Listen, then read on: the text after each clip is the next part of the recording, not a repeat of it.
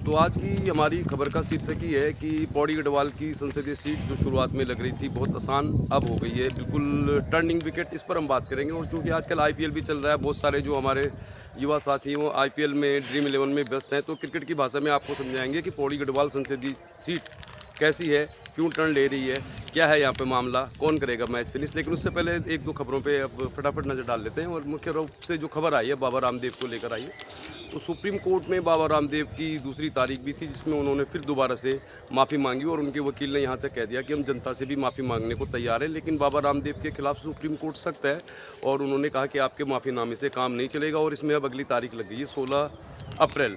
दरअसल बाबा रामदेव का जिक्र हम इसलिए भी कर रहे हैं कि हम उत्तराखंड के हिसाब से ही अपना चैनल चलाते हैं और पौड़ी गढ़वाल संसदीय सीट के अंतर्गत कोटद्वार से अपना चैनल चलाते हैं, भावर से। तो बाबा रामदेव बहुत तरह के भ्रामक प्रचार करते आ रहे थे बहुत लंबे समय से। और चूंकि उनका जो पतंजलि योगपीठ हो या जो दवाइयों बनाने का कारखाना है या उनका जो स्कूल है आचार्य कुलम, सब उत्तराखंड में ही आता है, हरिद्वार में ही आता है। और गाए बजाए बड़े बड़े नेता जो विशेष तौर पे सरकार से जुड़े हुए वो बाबा रामदेव के यहाँ हाजिरी लगाते रहते हैं, उनका आशीर्वाद लेते रहते हैं। और बाबा रामदेव को लेकर उत्तराखंड सरकार को भी फटकार लगाई है सुप्रीम कोर्ट ने। कहने का मतलब यही है कि सुप्रीम कोर्ट का ये कहना है कि जिस तरह की भ्रामक प्रचार चल रहे थे, तो उत्तराखंड की सरकार का जो ड्रग कंट्रोल डिपार्टमेंट है उसने बाबा रामदेव के ऊपर कार्रवाई क्यों नहीं की, और अब इन अफसरों पर भी गाज गिरेगी, ऐसा सुप्रीम कोर्ट ने कहा है। तो सुप्रीम कोर्ट बाबा रामदेव के खिलाफ सख्त हो गया है। और बाबा रामदेव जो एक बहुत बड़े कारोबारी हैं, जैसे उनका जो टर्नओवर है अरबों में है, तो हम भी बाबा रामदेव से पूछना चाहते हैं कि अरबों का कारोबार कर रहे हैं उत्तराखंड में, तो क्या उत्तराखंड के कितने लोगों को आपने रोज़गार दिया हुआ है, और अपनी आय में से कितना हिस्सा आप चैरिटी करते हैं, जिससे उत्तराखंड में कुछ डिज़र्विंग लोग हैं जिनको मदद की ज़रूरत है, क्या आपके प्रॉफिट का कोई हिस्सा उनको मिलता है। और इसके अलावा कितने लोगों को रोज़गार मिला हुआ है उन कारखानों में जहाँ पे पतंजलि के उत्पाद बनते हैं। हज़ारों लोगों ने दुकानें खोल दी थी पतंजलि के नाम पर। और जब पतंजलि का शुरुआत में प्रचार किया गया, उसके प्रोडक्ट जब आए मार्केट में, तो बहुत सारे हज़ारों युवाओं ने इसको रोज़गार बनाते हुए छोटी छोटी दुकानें खोल दी पतंजलि के नाम से। आज उनमें से 80% दुकानें लगभग बंद होने की कगार पर हैं, क्योंकि उन दुकानदारों को दिया जाने वाला जो मार्जिन था बहुत कम था। गिने चुने प्रोडक्ट ही मार्केट में बिकते थे, लेकिन इसके बावजूद बहुत सारे प्रोडक्ट खरीदने पड़ते थे उन दुकानदारों को जिन्होंने रोज़गार के तौर पे पतंजलि के उत्पादों को बेचने का अपना रिटेल काउंटर शुरू किया था। तो बाबा रामदेव की सारी कार्यप्रणाली सवालों के घेरे में है। और अब सुप्रीम कोर्ट ने कह दिया, तो हम भी ज़रूर पूछेंगे कि बाबा रामदेव जी, उत्तराखंड में इतना बड़ा कारोबार आप करते हैं, उत्तराखंड के लिए आपका क्या योगदान है। चलिए अब सीधे राजनीतिक खबरों का ही रुख करते हैं। तो प्रधानमंत्री मोदी की रैली हो चुकी है और ऐसी खबर आ रही है कि 16 अप्रैल को संभवतः अमित शाह भी कोटद्वार में आएंगे। पौड़ी गढ़वाल संसदीय सीट का जो प्रवेश द्वार है कोटद्वार, यहाँ पर अमित शाह भी आ सकते हैं। इसके अलावा ऐसी भी खबरें आ रही है कि योगी आदित्यनाथ भी आ सकते हैं। लेकिन पौड़ी गढ़वाल संसदीय सीट में प्रधानमंत्री नरेंद्र मोदी का लगभग आना नामुमकिन ही है, क्योंकि अब तक जो कार्यक्रम जो शेड्यूल बना है उसके हिसाब से पौड़ी गढ़वाल की जो संसदीय सीट है, जिसमें मुख्य जगह है श्रीनगर, जहाँ पर प्रधानमंत्री पिछले 2-3 टर्म से आते रहे हैं, चाहे विधानसभा चुनाव हो चाहे लोकसभा चुनाव हो, तो वो इस बार संभवतः पौड़ी या श्रीनगर में नहीं आएंगे, जो कि पहली बार ही होगा। अब बात करते हैं फिर राजनीति की ही, और देहरादून की एक खबर का जिक्र करते हैं, फिर आपको बताते हैं कि पौड़ी संसदीय जो सीट है, खेल की भाषा में, क्रिकेट की भाषा में, जो बिल्कुल एक पाटा विकेट था।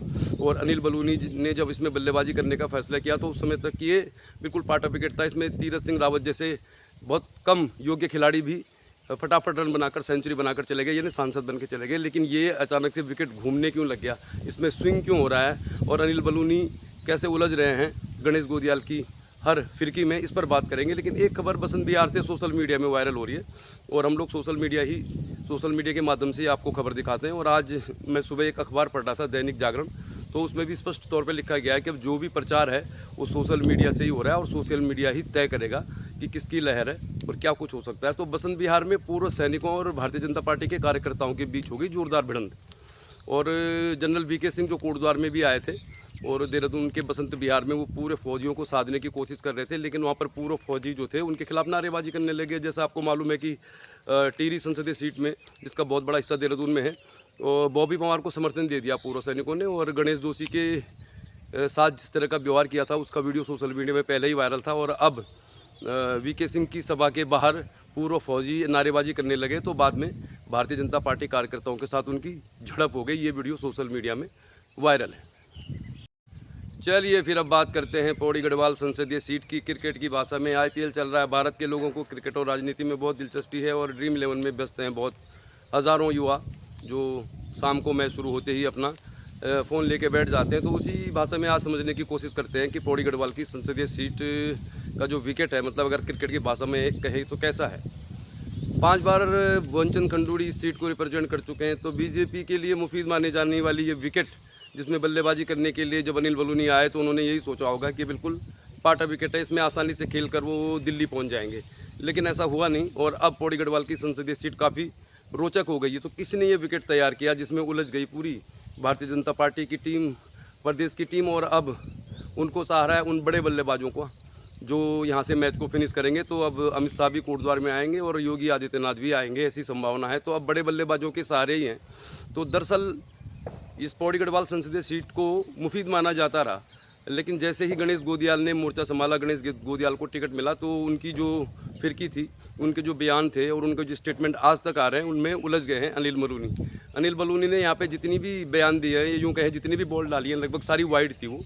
क्योंकि शुरू में उन्होंने कहा कि मैं पौड़ी गढ़वाल के विकास की गारंटी लेता हूँ, फिर उन्होंने कहा कि मैं पलायन रोकने की गारंटी लेता हूँ, और फिर उन्होंने ये भी कहा कि गणेश गोदियाल की डिग्री को लेकर भी उनकी पार्टी की ओर से कुछ बयान आया, और ये सारे जो बयान थे ये उल्टा ही पड़ गए। मतलब इनका जवाब दिया गणेश गोदियाल ने बहुत अच्छी तरह से, और उन्होंने लगभग बैकफुट पर ला दिया बल्लेबाज को। इसीलिए अब अनिल बलूनी प्रधानमंत्री नरेंद्र मोदी की तारीफ में कसीदे कस रहे हैं उनके समर्थन में, जो कि वो केंद्र की पसंद के बल्लेबाज हैं, केंद्र की टीम के पसंद के हैं। तो उनके समर्थन में सभी कुछ आ रहे हैं। पुष्कर सिंह धामी यहाँ पे 6 से ज़्यादा सभाएं कर चुके हैं, 6 से ज़्यादा विकेटों पे आके बल्लेबाजी कर चुके हैं। लेकिन पुष्कर सिंह धामी का या प्रदेश के जो भारतीय जनता पार्टी के नेता हैं, उनका जो बयान है, उनका जो दौरा है, या उनका जो भ्रमण है, उनकी जो चुनावी सभाएं हैं, उससे कार्यकर्ताओं में बीजेपी के बिल्कुल भी जोश नहीं आ रहे हैं। बीजेपी के दर्शकों को मैच में मज़ा नहीं आ रहा, क्योंकि यहाँ पर 2 जो बड़े मुद्दे हैं, या आप यूँ कह लीजिए कि कांग्रेस पार्टी हो या गणेश गोदियाल हो, तो गणेश गोदियाल ने 2 बड़े खिलाड़ियों को,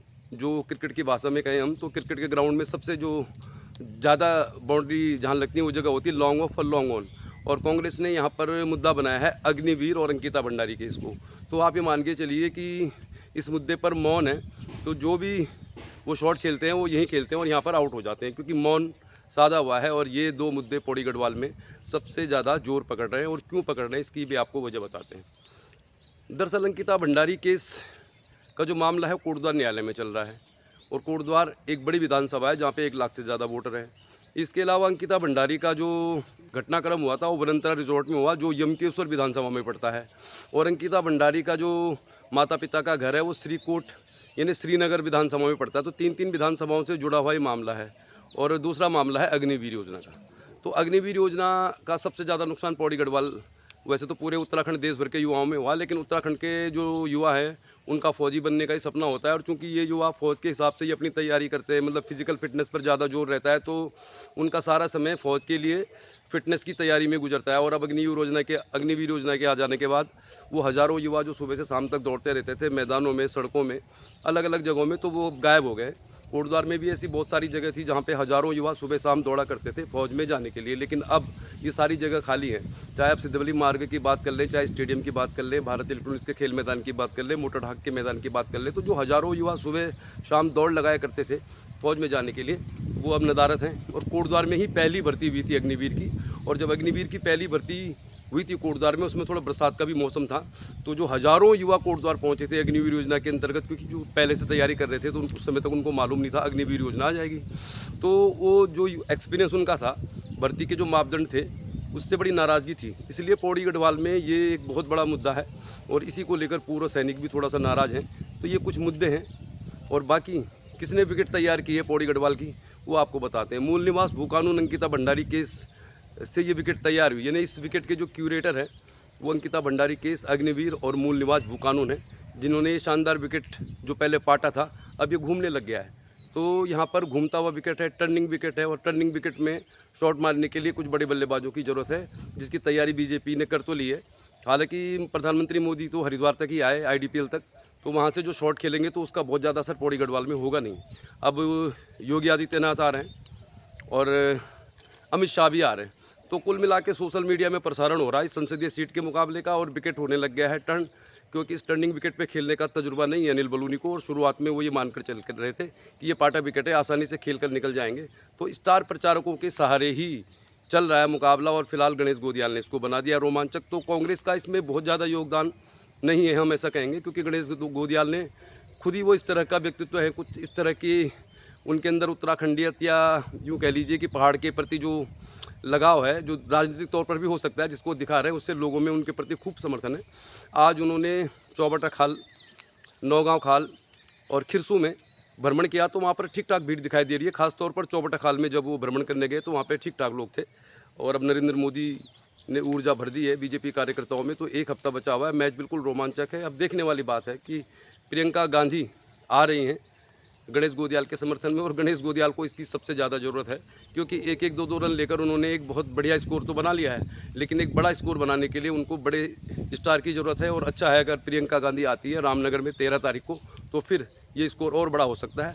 और जहाँ तक अनिल बलूनी की बात करें, तो वो शुरू से ही सिंगल लेने से मना कर रहे थे, यानी कि उनका एक ही इरादा है कि बड़े बल्लेबाज आएंगे, प्रधानमंत्री नरेंद्र मोदी आएंगे, बड़े बड़े स्टार आएंगे, तो फिर लंबी लंबी बाउंड्री लगाकर मैच फिनिश कर देंगे।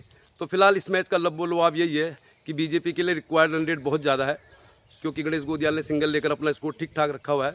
तो जो फिनिश करेगा वही मैच जीतेगा, और 4 जून को मैच का परिणाम मालूम चलेगा। लेकिन तब तक जो कुछ भी होगा हम आपको दिखाते रहेंगे। फिलहाल पाटा विकेट से टर्निंग विकेट में तब्दील हो गया है पौड़ी गढ़वाल संसदीय सीट का विकेट, और उम्मीद कर रहे हैं कि दर्शकों को इसमें खूब मज़ा आ रहा है। रोमांचक है मैच। 4 जून को होगा फैसला, लेकिन 19 तारीख को आप वोट डालने ज़रूर जाएंगे, और वोट आपका अधिकार है, उसे ज़रूर डालिए। फिलहाल 3 बड़ी सभाओं का तो जिक्र हमने आपसे कर ही लिया। योगी आदित्यनाथ भी आ सकते हैं। 16 तारीख को अमित शाह कोटद्वार में आएंगे, और 13 तारीख यानी परसों यहाँ पर पहुँचेंगी प्रियंका गांधी। रामनगर काफ़ी नज़दीक है, ज़्यादा दूर नहीं है। कोशिश करेंगे आपको जो भी रोमांचक है दिखाते रहेंगे। तो फिलहाल आज के लिए इतना ही। खेल की भाषा में हमने आपको समझा दिया। पूरी जानकारी आपको देते रहेंगे, तो चैनल को सब्सक्राइब कर लीजिए और देखते रहिए केबी न्यूज़। खबर आपकी।